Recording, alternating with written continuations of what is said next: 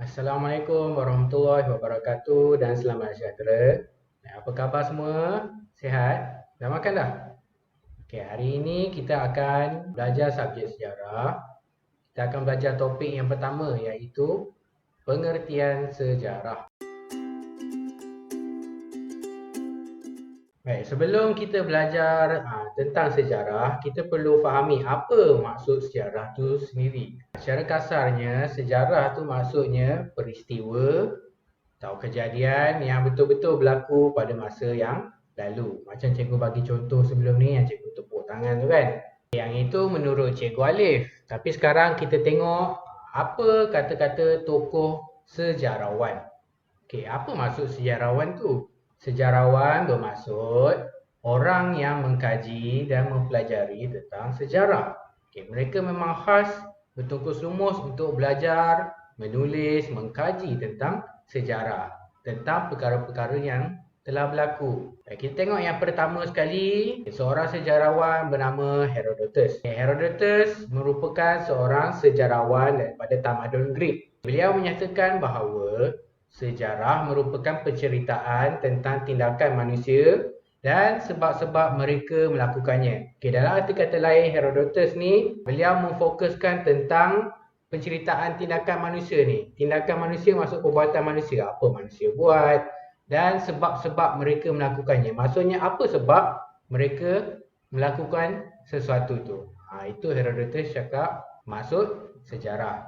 Okey, kemudian kita ada Ibn Khaldun. Ibn Khaldun merupakan seorang pakar sejarah Arab. Berpandangan bahawa sejarah membicarakan peradaban manusia dan perubahan yang berlaku. Peradaban tu maksudnya kemajuan sosial dan kebudayaan suatu bangsa. Kemajuan sosial itu maksudnya cara manusia berinteraksi antara satu sama lain. Macam kita sebagai contoh, kita adalah rakyat Malaysia. Ibn Khaldun dia memfokuskan secara lebih luas daripada segi bangsa itu sendiri. Seterusnya E.H. Carr merupakan seorang sejarawan dan ahli teori Inggeris. Menyatakan bahawa sejarah ialah proses interaksi. Interaksi itu maknanya berhubung. Berhubung. Interaksi. Berhubung antara masa kini dan masa lampau. Masa kini tak akan berlaku kalau masa lampau tak berlaku.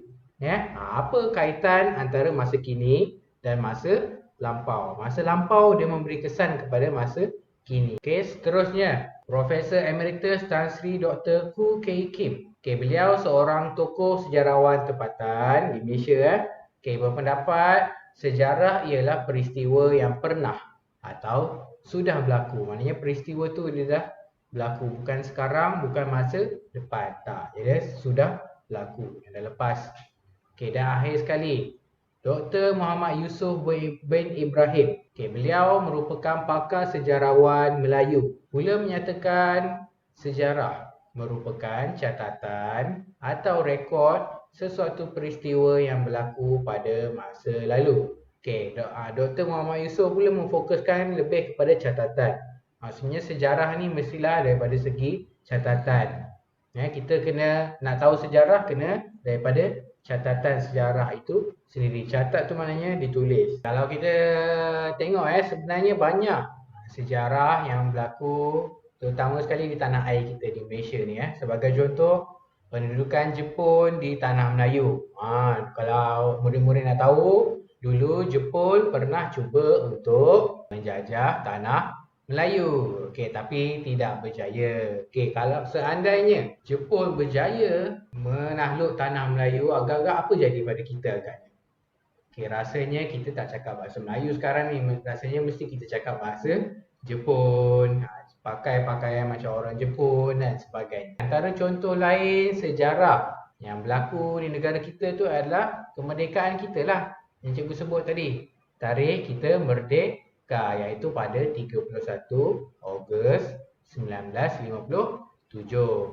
Kuala Lumpur 31 hari bulan Ogos tahun 57. Merdeka! Merdeka!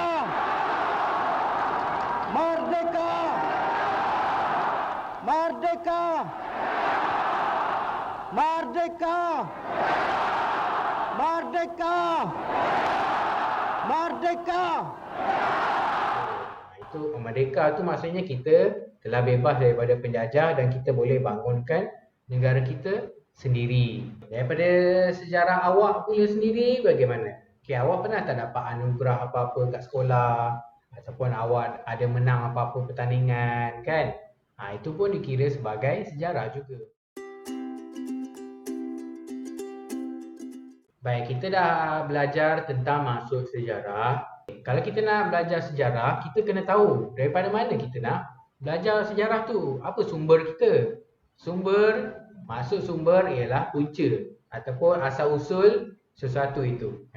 Kalau kita sebut sumber sejarah, maksudnya asal-usul sejarah tu. Macam mana kita nak tahu benda tu berlaku?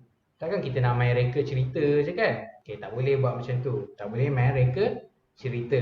Jadi sejarah mestilah sesuatu yang benar-benar berlaku dan ada sumber-sumber, ada cara untuk kita belajar sejarah tersebut. Okey, ada dua sumber sejarah, iaitu sumber primer dan sumber sekunder.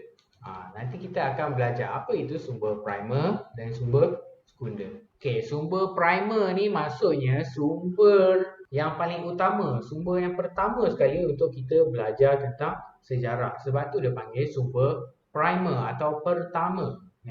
Yang utama, pertama, itu semua primer maksud dia. Okey, sumber primer ada 4, iaitu fosil, artifak, manuskrip dan dokumen rasmi.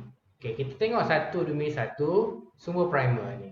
Okey, yang pertama sekali ialah fosil. Fosil ni bangkai atau kesan tinggalan haiwan, tumbuhan dan hidupan lain yang diawet sejak zaman purbakala. Okey, murid-murid pernah tak tengok cerita Jurassic Park? Pernah tengok Jurassic Park tak? Best kan cerita Jurassic Park? Okey, ada dinosaur kan? Okey, dinosaur-dinosaur tu semua adalah hasil daripada saintis yang jumpa tengkorak-tengkorak ni semua dalam tanah. Okey, saintis-saintis semua jumpa tengkorak dalam tanah. Okey, kemudian mereka bersihkan tengkorak tersebut, bersihkan dia elok. Kemudian mereka cuba untuk cipta semula haiwan-haiwan tersebut berdasarkan bentuk-bentuk tengkorak ataupun fosil itu sendiri. Apa yang awak dapat tengok daripada TV, dekat movie semua tu adalah hasil daripada tinggalan sejarah berbentuk fosil. Saintis-saintis tu ambil fosil tersebut dan mereka bentukkan semula haiwan-haiwan tersebut. Bukanlah bermaksud saintis pernah nampak dinosaur tu, tak. Saintis tak pernah nampak pun, cuma pernah nampak tulang-tulang dia, fosil dia. Sumber primer yang kedua ialah artifak. Artifak ni objek atau benda yang dibentuk oleh manusia zaman dahulu kala. Okey, dia ada pelbagai bentuk dan fungsi. Contohnya ada artifak yang digunakan sebagai senjata, ada yang digunakan sebagai perhiasan, ada juga yang digunakan sebagai peralatan memasak dan sebagainya. Okey, artifak-artifak ni semua barang-barang peninggalan manusia-manusia zaman dahulu kala. Mereka kadang-kadang orang zaman dahulu kala ni bila mereka meninggal dunia, mereka akan tanam barang-barang mereka tu bersama mereka. Dalam kubur tu mereka akan tanam bersama dengan harta-harta mereka.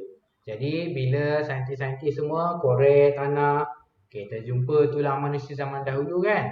Mereka akan jumpa sekali dengan artifak-artifak tu. Ada jumpalah gelang ke, periuk belanga ke dan sebagainya, alat-alat dan sebagainya. Sumber primer yang ketiga ialah manuskrip. Manuskrip ni pula adalah tulisan tangan yang terdapat pada tinggalan-tinggalan sejarah.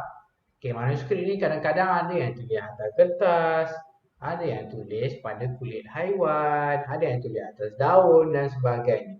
Tulisan-tulisan tangan tu ditulis oleh orang-orang zaman dahulu kala. Kadang-kadang tulisan tu tak boleh nak faham pun, tapi kita kena belajar lah. Kita kena belajar untuk fahami apa yang ditulis oleh orang tersebut. Itu masuk manuskrip. Dan akhir sekali sumber primer ialah dokumen rasmi. Dokumen rasmi adalah catatan tentang sesuatu perkara, peristiwa, kejadian atau apa saja yang berlaku pada masa lalu. Dokumen rasmi ni lebih kepada zaman moden lah. Kalau manuskrip tu zaman purba kan, zaman-zaman dulu. Okey, kalau dokumen rasmi ni lebih kepada zaman sekarang lah, zaman moden. Itu beza dia. Okey, seterusnya kita beralih pula kepada sumber sekunder. Sumber sekunder ni bunyi dia macam apa? Macam second. Sekunder, second. Second tu apa? Dua. Sumber kedua. Sumber kedua ni maksudnya daripada sumber pertama, primer tadi tu, okay, mereka akan buat kajian daripada sumber primer tu dan akan dihasilkan dalam bentuk penulisan. Inilah bentuk namanya sumber sekunder. Maksudnya ada orang dah kaji sumber primer tersebut dan dia catatkan dalam bentuk penulisan. Jadilah sumber kedua. Okay, sumber kedua ni lah yang kita belajar. Selalunya kita akan belajar daripada sumber kedua. Sebab untuk belajar sumber primer tu, kita bukannya ada cara untuk belajar sumber primer tu, untuk fahami sumber primer tu. Sebab apa? Sumber primer tu adalah sumber yang kita kena ada pengetahuan untuk fahami. Ialah sebagai contoh fosil. Kalau awak contohnya awak jumpa fosil, awak tahu tak fosil tu fosil apa? Awak tahu tak nak buat apa? Macam mana nak kaji? Tak tahu kan? Boleh tak awak ambil fosil tu bawa balik rumah, simpan dalam bilik, awak cuci sendiri, lepas tu awak lukis sendiri, boleh tak? Tak boleh. Ya, dia memerlukan kajian yang lebih rapi.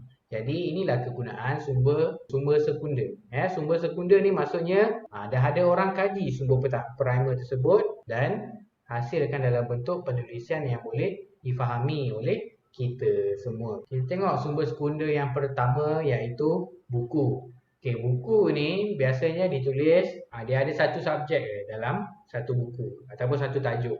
Ya, dia berfokus. Walaupun kadang-kadang ada beberapa penulis tapi tajuknya lebih berfokus.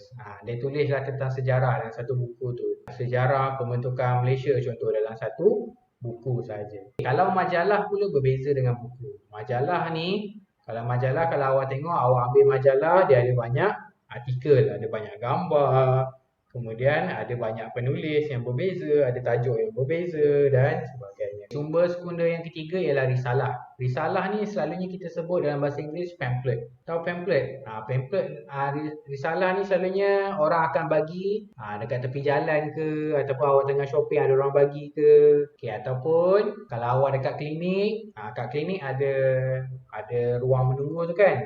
Kat belakang ruang menunggu tu ada banyak risalah yang awak boleh ambil dan awak boleh baca. Itu pamphlet. Selalunya diberikan untuk sampaikan maklumat. Selalunya saiz dia kecil dan mudah disimpan. Awak boleh simpan dalam poket je. Tak macam buku dan majalah. Susah sikit. Okey, akhir sekali sumber sekunder ialah surat khabar. Kalau awak nak tahu dulu, kalau zaman-zaman tak ada internet ni, orang akan cari maklumat melalui surat khabar. Orang akan beli surat khabar pagi-pagi dan pagi-pagi baca surat khabar kan. Okay, selalunya dia ada banyak tajuk, ada penulis yang ramai dan sebagainya. Tapi zaman sekarang ni orang lebih berminat untuk tengok internet. Ya, orang lebih minat untuk tengok internet.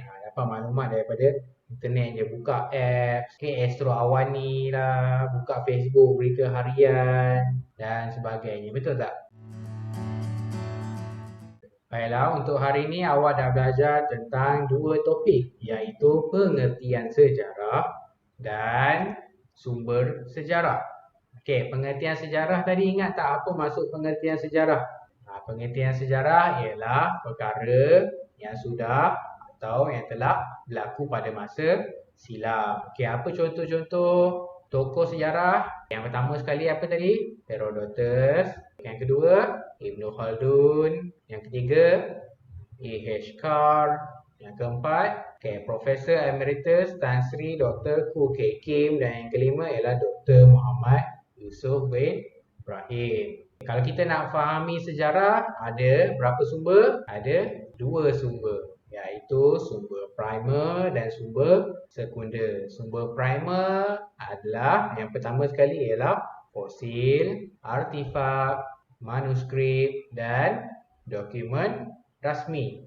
Okey, sumber sekunder pula. Apa dia sumber sekunder? Ingat, yang pertama sekali ialah buku, yang kedua majalah, yang ketiga risalah dan akhir sekali surat khabar. Okey, cikgu harap pelajaran hari ini dapat memberi manfaat kepada awak. Jumpa lagi dalam video akan datang. Assalamualaikum warahmatullahi wabarakatuh dan salam sejahtera.